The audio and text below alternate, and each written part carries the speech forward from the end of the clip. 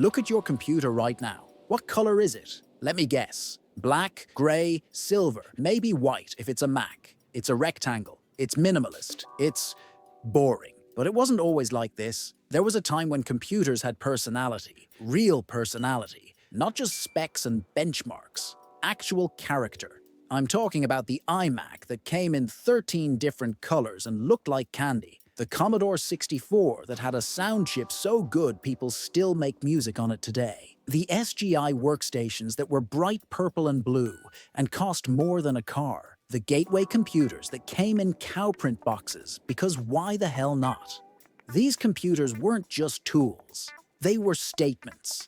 They had cultures around them. Communities, identities. You could tell what kind of person someone was by what computer they used. And then, somewhere along the way, we lost that. Everything became aluminum and glass. Everything became minimalist. Everything became the same. So tonight, I want to tell you about 5 computers that had real personality, the ones that weren't afraid to be different, the ones that made computing fun, and why they all disappeared. Quick thing, if you're into computer history, retro design, and celebrating the tech that actually had soul, this channel is for you. We're not just talking specs, we're talking about the culture, the design, the personality. So subscribe if that sounds good. Alright, let's get into it. And we're starting with the computer that saved Apple by being brave enough to look ridiculous. 1997. Apple is dying, like genuinely close to bankruptcy. Microsoft had to bail them out with $150 million just to keep them alive. Their computers are beige, boring, and nobody wants them. Steve Jobs comes back after 12 years in exile, and one of the first things he does is look at Apple's product line and say, "This is garbage. We're starting over." He puts Jony Ive, the British designer who would later design the iPhone, in charge of creating a new computer. And Jobs gives him one instruction: make it look like it's from the future. Jony Ive takes that literally. He designs something that's never been seen before, a computer that's translucent. You can see through it. The internal components are visible, and it's not beige or gray. It's blue, bright, vibrant, Bondi blue, named after the beach in Australia. Every computer in 1998 looked the same. Beige or black rectangles. Boring, utilitarian. The iMac G3 looked like a candy-colored spaceship. It was ridiculous. It was bold. It was perfect. May 6th, 1998. Steve Jobs unveils the iMac G3, and the reaction is mixed. Tech people think it's weird. Why is it translucent? Where's the floppy drive? Why is it so colorful? But normal people? They love it, because the iMac doesn't look like a computer. It looks like something you want in your home. It looks friendly, approachable, fun. And then Apple does something genius. They release it in multiple colors, not just Bondi blue, but strawberry, lime, tangerine, grape, blueberry. 13 colors eventually. Computers became fashion accessories. You'd go to the Apple store and pick a color that matched your personality. Artists wanted lime. Business people wanted graphite. Kids wanted tangerine. The color you chose said something about you. This had never happened before. Computers were beige tools. The iMac made them personal. The iMac created a culture. If you had an iMac in 1998, 1999, 2000, you were making a statement. You were creative. You were different. You weren't some boring corporate PC user. TV shows and movies started putting iMacs everywhere. Every cool apartment in Friends or Sex and the City had colorful iMacs. They became cultural icons, not just computers, and it saved Apple. The iMac sold 278,000 units in the first 6 weeks. Apple went from losing money to profitable in 1 quarter. By 2000, they'd sold 5 million iMacs. The iMac G3 proved that design matters, that people want products with personality, that technology doesn't have to be boring. And for a few years, it worked. Computers had personality. Other companies tried to copy it. Translucent everything, colorful everything. The late 90s, early 2000s were this explosion of design experimentation. But then, in 2002, Apple discontinued the colorful iMacs. They released the iMac G4, the lamp design, and it was white. Just white. Beautiful, but white. 2004, the iMac G5, aluminum and white. Even more minimalist. 2007, aluminum iMac. Sleek, professional, minimal. No more colors. No more translucency. No more personality. Steve Jobs had decided that minimalism was the future. Clean lines, aluminum, glass. The iPhone aesthetic. Everything became serious, professional, grown up, and it worked from a business perspective. But we lost something. We lost the fun. We lost the personality. Computers stopped being playful and became utilitarian again. The iMac G3 lasted less than 5 years before Apple killed it. But those 5 years, computers had soul. 1982, the Commodore 64 launches. And if you look at it, it's boring. It's beige. It's a keyboard with a computer inside. Nothing special visually. But here's the thing about the C64. It had personality in other ways. It had the SID chip. The SID chip, sound interface device, was a custom sound chip designed by this genius engineer named Bob Yanes, and it could do things no other computer could do. It had 3 voices, could do waveforms, filters, actual music synthesis. While IBM PCs were making beep-boop sounds, the Commodore 64 could play actual music, like real music. Composers started treating it like a synthesizer.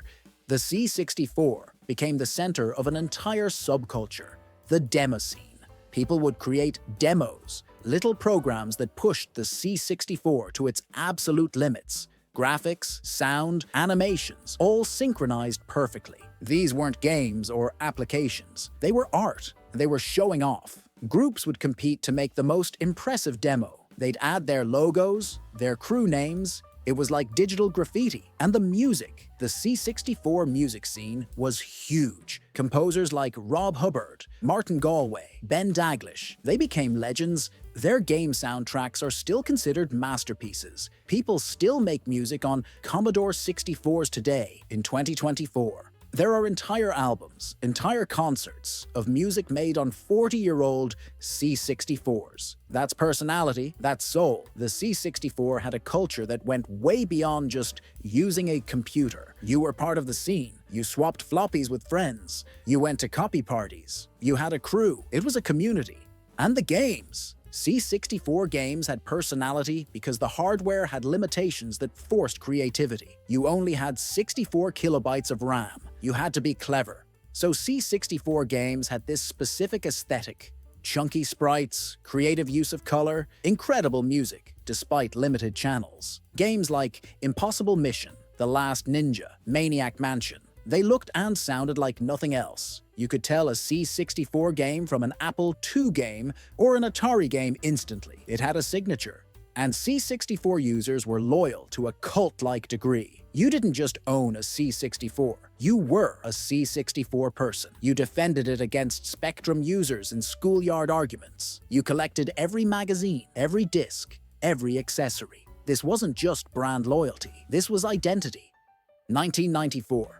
Commodore goes bankrupt. The C64 is discontinued after 12 years. You'd think that would be the end, but it wasn't. The community kept it alive. People started emulating C64s on PCs so the games wouldn't die. Musicians kept composing for SID chips. The demo scene kept making demos. Today, there are still active C64 communities.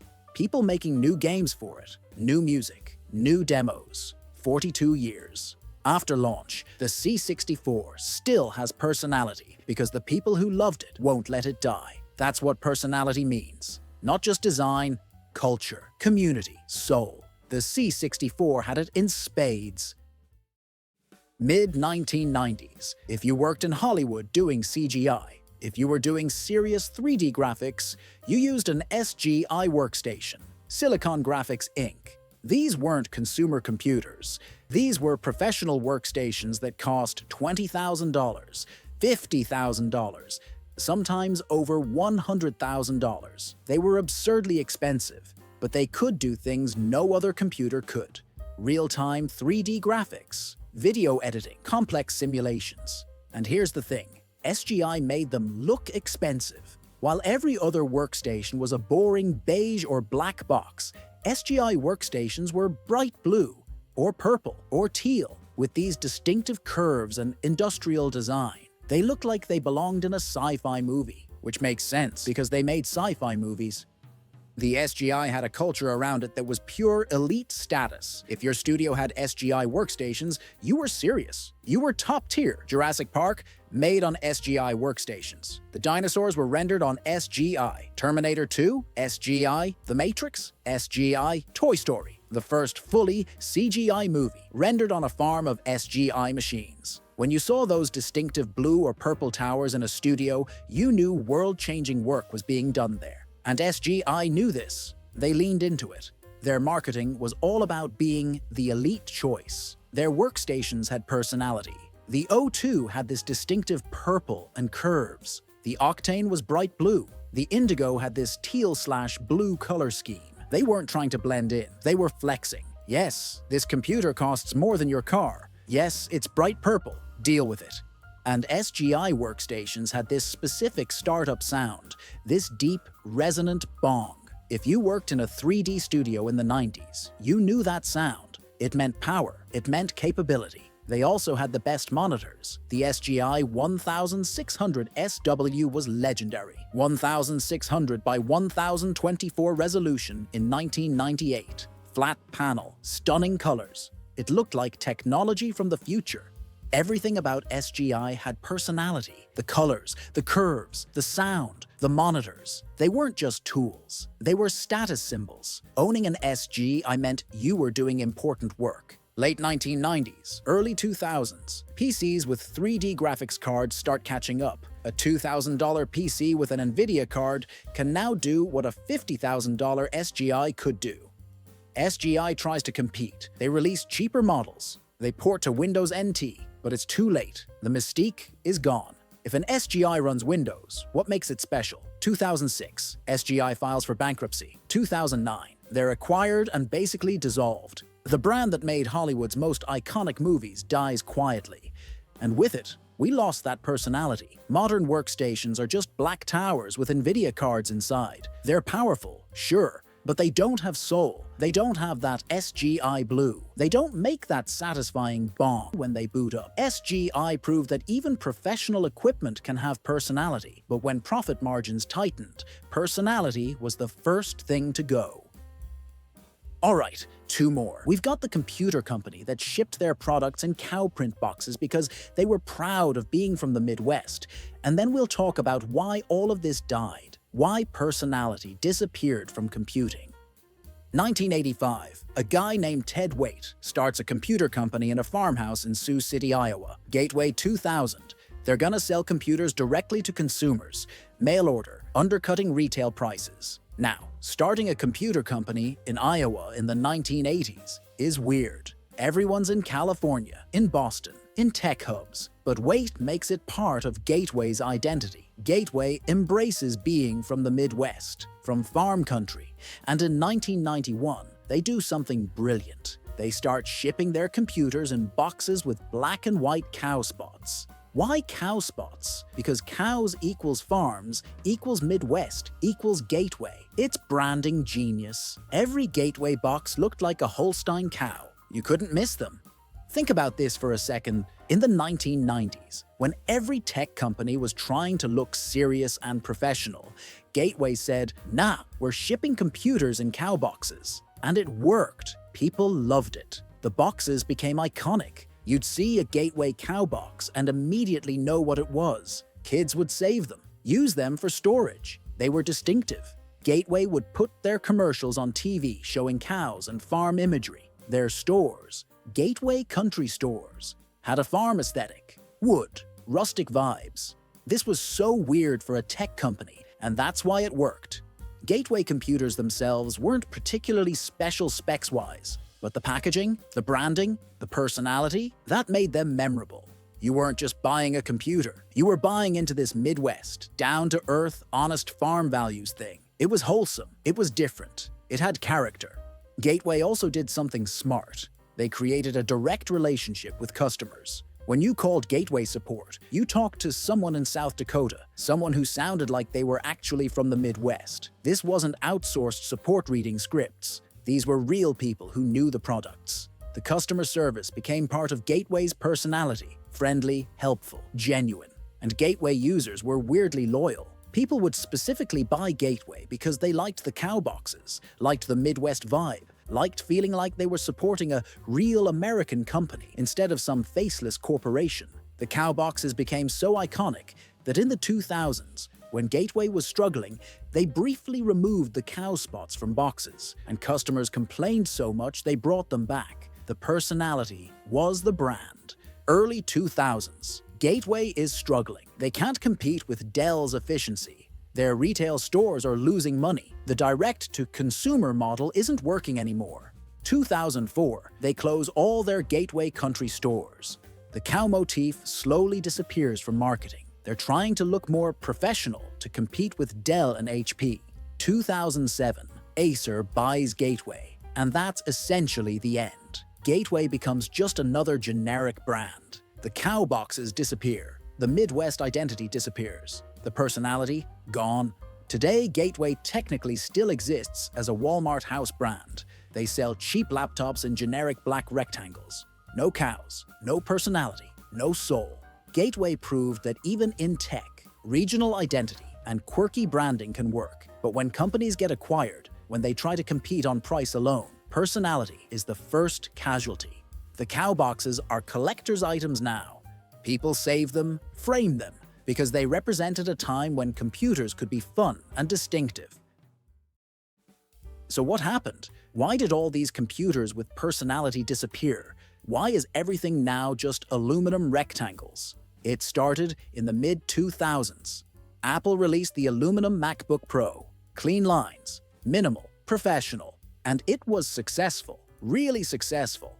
Other companies looked at that and said, people want minimalism, people want professional-looking devices. So Dell killed their colorful designs. HP stopped experimenting. Lenovo made everything black. Everyone converged on the same aesthetic: thin, minimal, aluminum or black plastic, no personality. And consumers accepted it because these devices looked premium. They looked expensive. They looked serious. But we lost something. We lost the idea that computers could be playful, that they could have character, that they could be fun. There's also economics at play. Designing computers with personality costs money. Making 13 different color iMacs. That's more expensive than making one color. Custom curves like SGI, more expensive than standard rectangles. Cow print boxes, more expensive than brown cardboard. As profit margins got tighter, as computers became commodities, companies cut costs, and personality was an easy cost to cut. Why spend money on distinctive design when you can make a generic aluminum rectangle that everyone buys anyway? Why invest in branding and culture when you can just compete on specs and price? The race to the bottom killed personality. When Chromebooks sell for $200, when you can get a functional laptop for $300, there's no budget left for making it distinctive. And then smartphones had accelerated everything. The iPhone aesthetic, glass and aluminum, minimal, thin, became the standard for all technology. Tablets look like big iPhones. Laptops tried to look like MacBooks. Even TVs became just thin black rectangles. Everything converged on the same design language. Companies stopped asking, what personality should this product have? And started asking, how do we make this look like an iPhone? Because the iPhone was successful. And in business, you copy success, even if that means everything ends up looking the same. So, what did we lose when computers stopped having personality? We lost the ability to express ourselves through our technology. You can't tell anything about someone by their laptop anymore. It's just a laptop, black or silver, thin, generic. We lost communities. There's no iMac G3 culture today. No ThinkPad community like there used to be. No one's defending their computer choice in passionate debates because what's there to defend? They're all basically the same. We lost the sense that technology could be fun, that it could be playful, that it could be art, not just tools. Modern computers are more powerful than those old colorful iMacs or SGI workstations by orders of magnitude. But they're boring. They're appliances. They have no soul. There are exceptions. Framework laptop trying to be modular and repairable. Some gaming PCs with RGB lighting and wild cases. Mechanical keyboard enthusiasts making custom builds. But those are niche. Mainstream computing, it's all the same, and probably will be for a long time. Because at the end of the day, most people just want something that works. They don't care about personality. They want cheap, functional, and reliable. And that's fine. But it means we'll probably never see another era like the late 90s, early 2000s, when computers had real personality, when they were brave enough to be different. That era is gone, and with it, a little bit of the fun went out of computing. So there you have it. When computers had personality, the iMac G3, 13 colors, translucent, friendly, and it saved Apple by being brave enough to look different. The Commodore 64, beige on the outside but with a sound chip and a culture that people still won't let die 40 years later. SGI Workstations, purple and blue powerhouses that made Hollywood's biggest movies and looked like they cost $1 million. Gateway, cowboxes, and Midwest pride, proving that even tech companies could have regional identity. And then it all disappeared. Everything became aluminum rectangles. Everything became minimal. Everything became boring. We gained efficiency, power, affordability, but we lost personality. We lost culture. We lost the idea that computers could be fun. Maybe someday we'll get that back. Maybe some company will be brave enough to release a bright purple laptop or a translucent tablet. Maybe personality will come back to computing. But for now, we have the memories and the communities that keep these old machines alive. If you want more stories about computer history and the tech that actually had soul, subscribe to the channel and let me know in the comments, which of these computers do you remember? Did you have a colorful iMac? A Commodore 64? Did you work on SGI Workstations? What computer had the most personality to you? All right, see you in the next one.